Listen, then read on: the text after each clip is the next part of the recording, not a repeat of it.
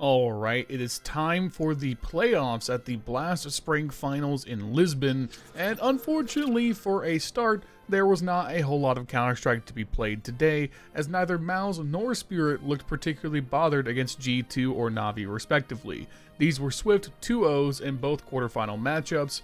At no point did it feel like a competitive series was going to be found. So let's take a look at the damage, what we can take away from MOUZ and Spirit, and take a look at the wreckage left behind by G2 and NAVI. Welcome back to the channel. My name is LionHeartZ. If you guys enjoyed these recaps, make sure you take a second, leave a like, leave a comment down below, and subscribe to the channel if you haven't already. I'm trying to reach 10,000 subscribers by the end of the year, so every little bit helps. Make sure you hit that sub button. And before we get started, I would like to thank today's sponsor. This video is sponsored by SkinsMonkey, a CS2 trading website. You put in the skins that you want to trade, you select what you want, you use my code LionHeartZ for up to $5 off, or click the top link in the description, and boom, new drip. Nice. You can also use my code for a 35% deposit bonus if you want to buy with real money. And they have a free section with cool giveaways. So check the top link in the description, use my code to buy 15 Dragon Lores to let them know I sent you their way, and thank you to SkinsMonkey for sponsoring this video. Okay, sorry, could someone just, play the clip for me, please? Mark my words, alright? I will let this be clipped. If G2 make the grand finals, I will say Snacks is good and deserves to keep his job, alright? I've made this bet before, and this is how sure I am. I will stream Valorant for an entire month if G2 makes the grand finals, okay? Alright? Mark it. Put it down. Put pen and paper. Okay. Thank you. Never doubt the process, by the way. I was in no way ever fearful that G2 were going to beat MOUZ or, heaven forbid, Eternal Fire. G2 can certainly fluke their way into many victories, but against these top teams in the world, it's very clear how far behind they are, because MOUZ didn't just look better. They looked dominant, and it looked like G2 couldn't even get this over the line, even if they had m0NESY Magic on their side. It was 13-8 on Inferno, it was 13-3 on Nuke, and it was a stop. I even think that 13-8 scoreline really belies just how dominant MOUZ was to open it up, because you look a little closer. For one, G2 only win 2 rounds in the second half. If they don't win the pistol round and the subsequent conversions, they only win 3 proper gun rounds on their T side. This game was just not close. That's the only way to put it.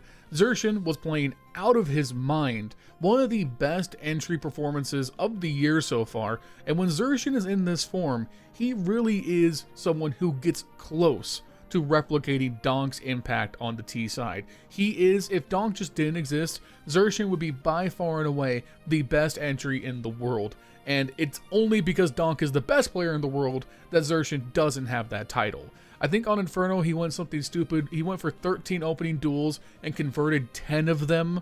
Like, that's insane to have that conversion rate entering, especially against a player like MOUZ, who in his own right is an incredible entry player. It just made the game plan for MOUZ so straightforward, because they had the better firepower, they had the better team cohesion, so all they had to do was just execute well on the duels. There were multiple times where Xerxin or Torji was able to draw attention, and Brolin could work around the margins to get his own multi-kills on the CT side especially, and it just looks like I don't want to make this another Snacks rant, because even I get tired of doing it every once in a while, but it bears worth pointing out. I made a tweet about this, and I think it's spot on. When I watch G2 play, they play like 5 individuals. They run strats, they run defaults like every other team does, but I don't see a lot of team cohesion. It feels like a lot of individual decision making that oftentimes leaves weird gaps where players just don't seem to be communicating or covering each other. I think that shows very starkly against a team like MOUZ, who so far with this new lineup I think have defined themselves by their difference in communication and teamwork. Like, the team play from MOUZ is arguably the best in the world besides Vitality. They all work off each other in such a way that it feels like there's no gaps. Torji can take a swing from Library with the op. You know Jimmy's going to be in the short pick covering his boiler and be able to help anyone swinging on him. You have Brolin coming through Arch later to back him up. Like, there's just no gaps for G2 to work unless someone takes a multi that's just an insane, like, individual pop-off moment. Like, their only real path back into the second half was off the back of MOUZ having an incredible hold on the B side. I feel like that's very emblematic of just where G2 is at right now. And of course, it all has to come tumbling down in the worst way possible when in the following round, they're in a 3v5 and they manage to lose it. Like, they lose the picks. Like, Brolin manages to navigate the post plant on B. Zershin gets the lurk earlier in the round back on apartments to really keep G2 on their toes. It's just like, G2 are in a position where they shouldn't be losing this round hardly ever. But with the late rotate through B, they're not really worried about CT ever. There's no one even checking it. Both m0NESY and HeavyGod get shot in the back. They don't even really offer up anything because they're too worried about the other spots on the site. All of it just screams sloppy. And then on Nuke, I mean, good lord, MOUZ just trounced them on Nuke. This was 13-3, but let's be honest and call it what it is. It was a 13-1 that G2 happened to win the pistol round on the CT side of Nuke, so they got 2 rounds essentially for free. Like, besides that, G2 were only able to win a single gun round. Like, it is unreal how steamrolled they got here, and m0NESY was literally the only player doing anything. He had 15 kills, 14 deaths. The next closest player was Snax, who went 8-14. Hunter and HeavyGod had a disaster series, so did MOUZ. Like, normally, I would just lay on Snax for being bad and not a good endgame leader. But, you know, it is true, the other pieces do struggle too. But again, I point that more to a systemic problem, because MOUZ was great last year. HeavyGod is someone who showed a lot of talent in Cloud9. Hunter is... he's Hunter. I'm neutral on Hunter. I'm going to save further thoughts about G2 for a separate video I'll probably put out sometime next week after Lisbon is over. But if the move of Shuhi to Liquid is confirmed, which I should have stressed in yesterday's video that is just not confirmed yet officially, but it feels like it's going to go through. If Shuhi is off the table, I don't see a path forward for G2. I think G2 literally have no viable path back to being a top 5 team anymore. Because at this point, m0NESY's contract is just going to end too soon. And there's been nothing this org has done for almost 2 years that will endear m0NESY enough to want to stay. And as soon as m0NESY leaves, what the hell do you have?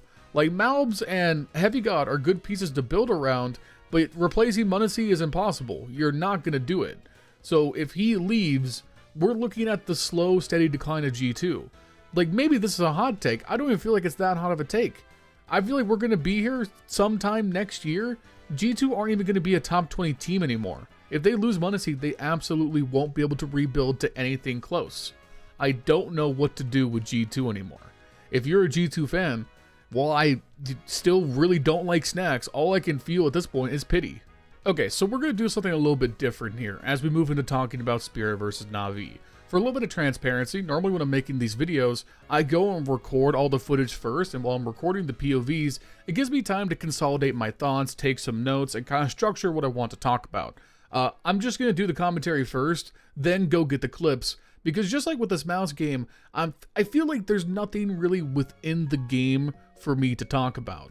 Like, Spirit blitzed NAVI on Dust 2, they blitzed them on Anubis. It was 13-7 on the first, 13-6 on the latter, and it feels like we are in a very similar spot with NAVI with where we're at with G2. And I want to just call out the people who call me a Snax hater and point out that I am equally critical of teams like NAVI. Like, NAVI needs to do something. I would just disagree that the problem is Alexi B. I think the problem is elsewhere within the team. I think this game was always going to be an uphill battle, bordering on unwinnable for NAVI from the jump because of the vetoes. I think this veto was probably one of the worst that NAVI could have picked. I feel like no matter what at this point with Spirit, unless you are Vitality and MOUZ, maybe Eternal Fire, you should be banning Dust 2.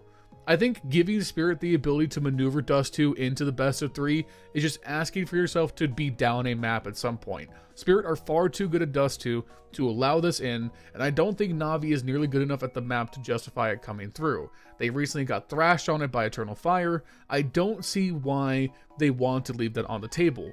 Now, I understand that NAVI's map pool is a bigger issue, right? Because Nuke is also not a map they're great on. However, I would argue that Spirit are much more vulnerable on Nuke than they are Dust 2. I'd rather take that chance than the almost guaranteed loss that Dust 2 brings up. And this is kind of what I mean about the map pool just not being favorable for Navi in this matchup, right? Because Navi, after banning Nuke and Spirit bans Inferno, with Dust 2 being the first map, Navi decides to push things to Anubis. Now, there have been some talks from Spirit players about them not liking the map. However, if you go look at their win rate, they're still very good on it. I don't think it's like a punish pick against these guys. They just may just not like playing it. Like, even if Donk says he doesn't like playing Anubis, his score is still going to be good because he's Donk, right? So I don't know. I don't think picking Anubis was going to work out very well for Navi either. But on the same token, like, the Mirage is really shaky. You really don't want to play Ancient unless you absolutely have to. It's just you're kind of stuck. I feel like Navi's best bet would have been to float Train. Like, I feel like that's probably where Navi needs to move to. Their map pool is super compromised. They're not as dominant on Mirage or Nuke anymore. I think they need to flex and start playing Train, because at least you have the advantage of Train just being new enough that you can try and innovate and get ahead of the curve. You know how good Alexi B and Blade are at developing strats. See if you can find a niche there to at least give you some kind of edge in these vetoes, because most teams aren't going to auto-ban Train, at least not yet, until it gets more firmly cemented in the meta. I feel like wanting to remove Train here, voluntarily picking Anubis, not getting rid of Dust 2, these things just put the deck firmly stacked against Navi, and in the server, it just looked bad, man.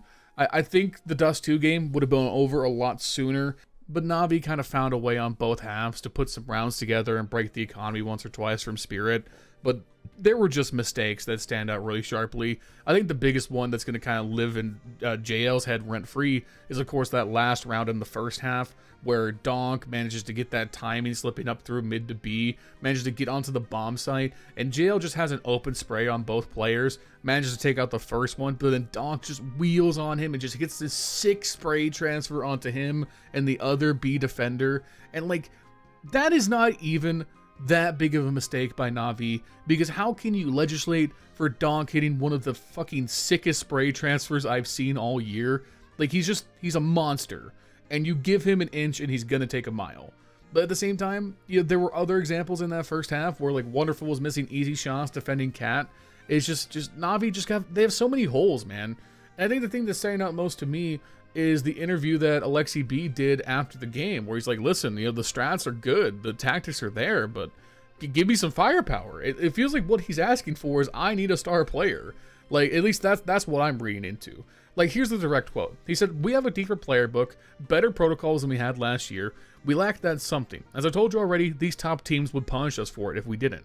So in my book, that something is a top 20 player. Someone who is going to be able to take over games. Because Emma's not doing it, Bit's not doing it, Wonderful can't do it in playoff games, and JL just doesn't have that star factor anymore. And that is like the thing that stands out the most, is JL was the takeover factor for Navi last year, and he's just not been able to do it anywhere near consistently since this team started dropping off. And then Anubis just kind of feels like a blur. To be honest with you, at this point I was kind of checked out and already working on the footage for the MOUZ G2 segment of this video, and I look over about halfway through and Spirit are up 8-4 on the CT side. Like, that's just, you're done, you know. At that point, it's just, what are you gonna do? Like, it's just game over.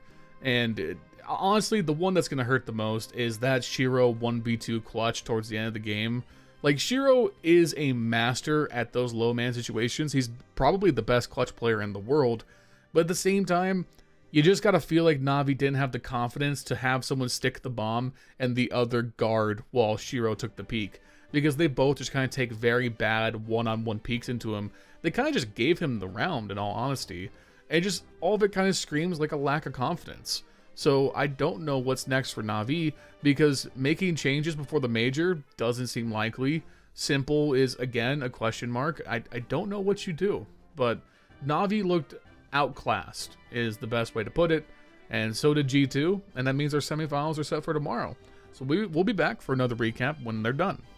If you guys enjoy these videos, make sure you take a second and you leave a like, you leave a comment down below, and subscribe to the channel if you haven't already, as it helps me out immensely in the YouTube algorithm, as well as with that goal of reaching 10,000 subscribers, so thank you for doing it. Thank you to SkinsMonkey for sponsoring this video. If you use my link in the description and you trade on their website, it lets them know that I sent you their way.